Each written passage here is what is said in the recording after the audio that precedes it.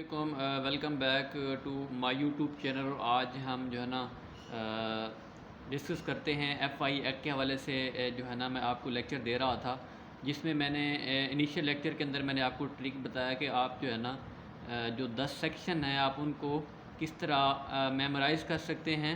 اور اس کے بعد میں نے پارٹ 1 کے اندر آپ کو 2 سیکشن کے بارے میں جو ایم سی کیوز بن سکتے تھے میں نے آپ کو وہ بتائے۔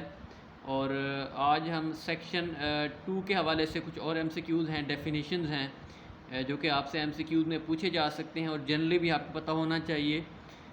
اس میں دیکھیں نا اسپیشل پولیس کی بات کی گئی ہے۔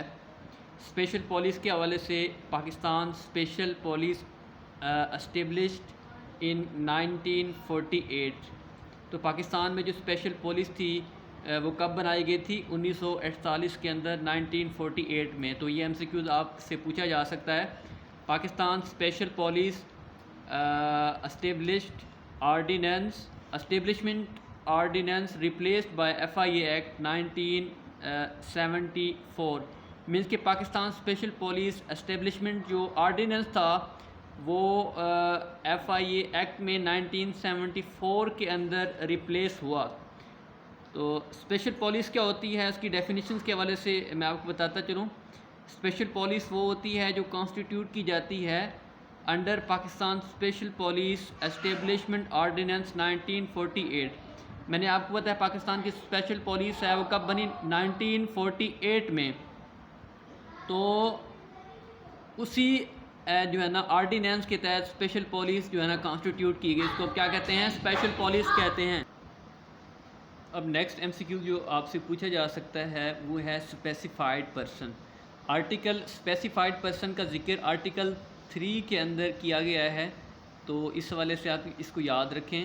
اور special police and provincial police order 1962 یہ بھی آپ یاد رکھیں اس حوالے سے۔ رول جو ہوتا ہے وہ ہے انڈر دی ایکٹ۔ اب ہم ڈسکس کرتے ہیں section 3 of F I A act 1974، اور یہ ہے section 3 actually concerned with the constitution of agency.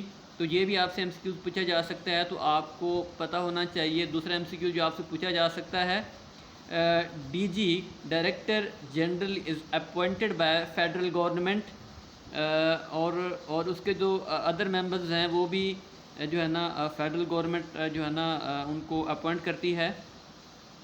Federal government constitute an agency called F I A for investigation and offences.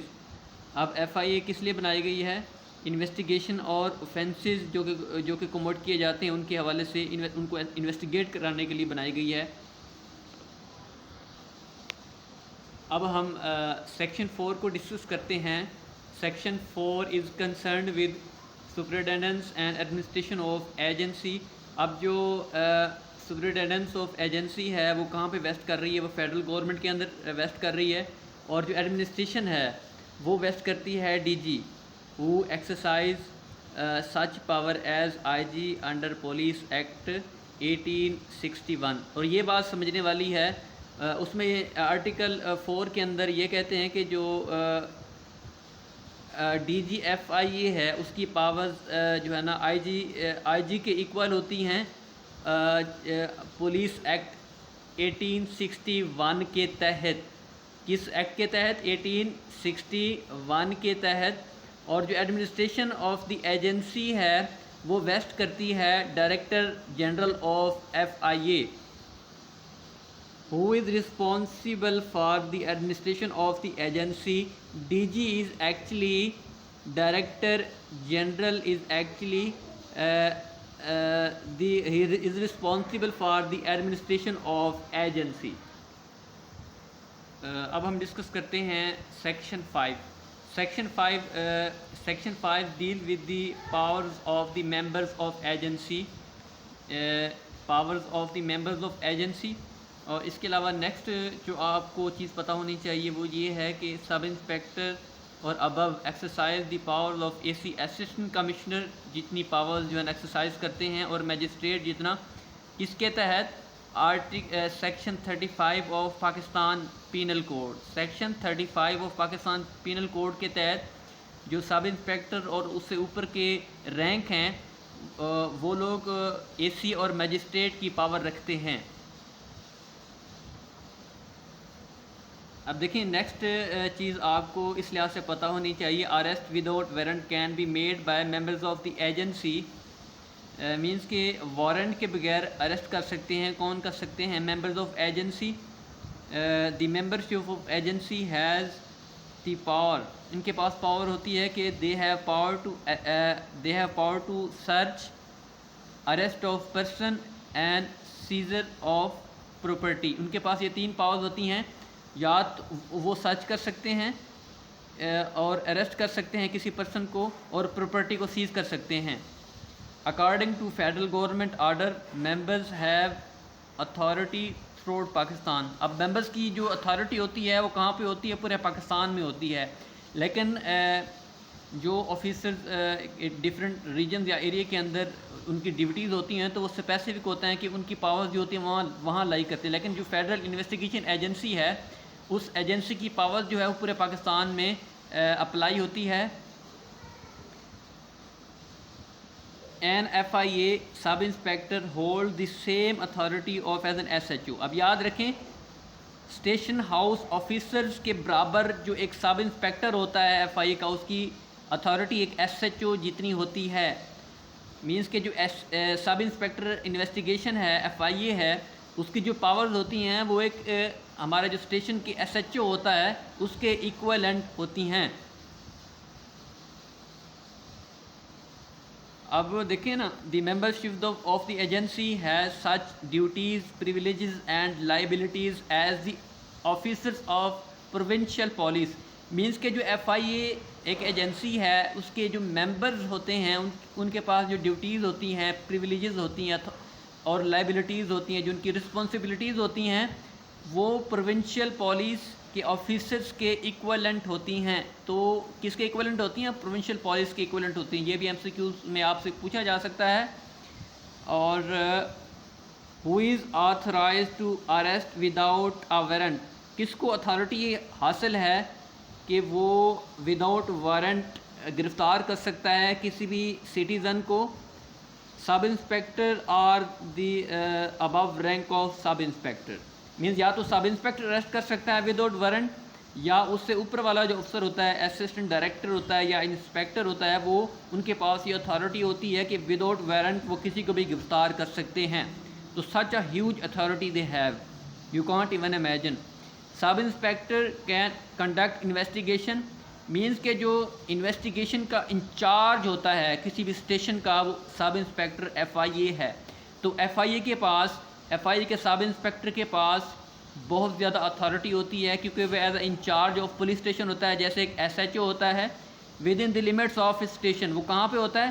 جس station میں اس کی ڈیوٹی ہوتی ہے تو اس کے پاورز بھی اس کے انڈر جو ایریا ہوتا ہے اس کے پاورز بھی اس کے انڈر پاورز بھی وہی ہوتی ہیں.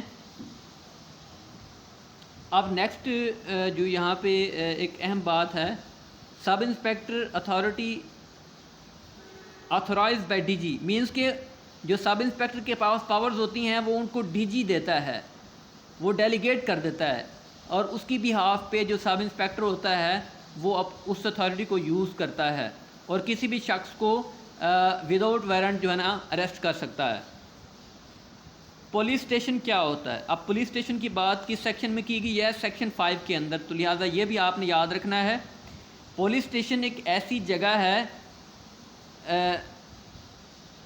اینی پلیس ڈکلیئرڈ، مطلب کوئی بھی جگہ جو ڈکلیئر کر دی جائے وہ پولیس اسٹیشن ہوگی، جنرلی یا اسپیسیفکلی.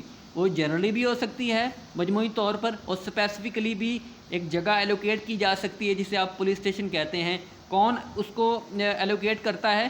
فیڈرل گورنمنٹ جو ہے نا اس کو سلیکٹ کرتی ہے کہ کون سی جگہ نا اسپیسیفکلی یا generally as a police station کے طور پہ استعمال ہو سکتی ہے. To be a police station.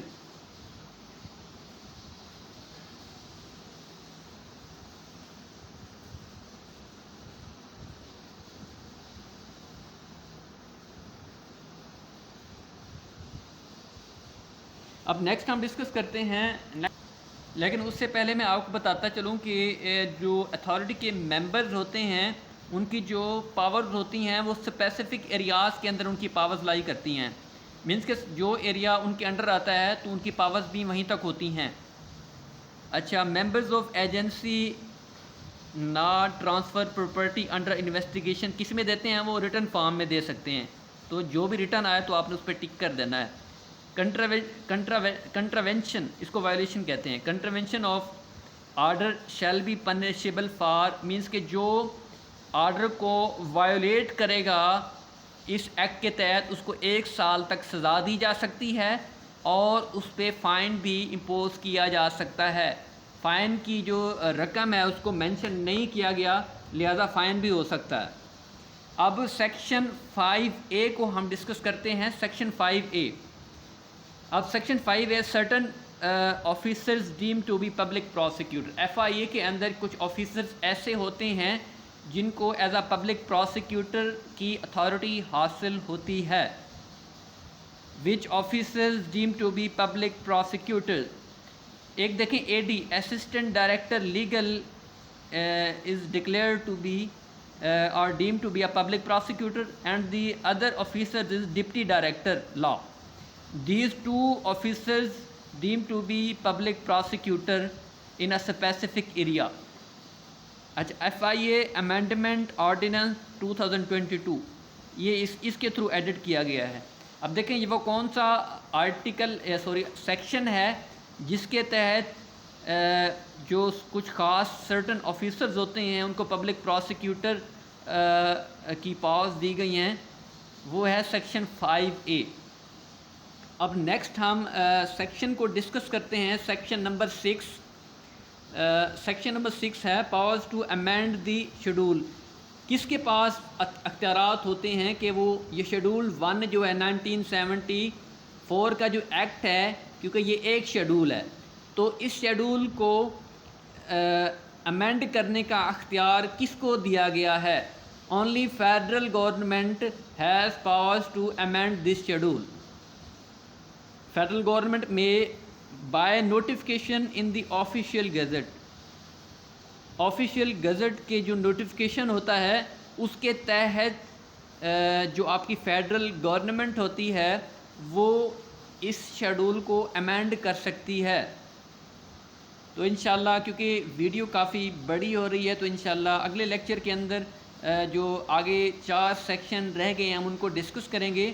اگر آپ کو یہ ویڈیو اچھی لگ رہی ہو اور اس طرح کی ویڈیوز آپ اور چاہ رہے ہوں تو آپ اس ویڈیو کو لائک ضرور کریں, اس کو اپنے دوستوں کے ساتھ شیئر ضرور کریں اور آپ مجھے فیڈ بیک بھی دیں. آپ مجھے کمنٹ سیکشن میں بتا سکتے ہیں کہ آپ کو سمجھ آ رہا ہے یا اس کے اندر اور تبدیلی لائی جا سکتی ہے. انشاءاللہ اگلے پارٹ 3 کے اندر آپ سے ملاقات ہوتی ہے. تب تک کے لیے اللہ حافظ.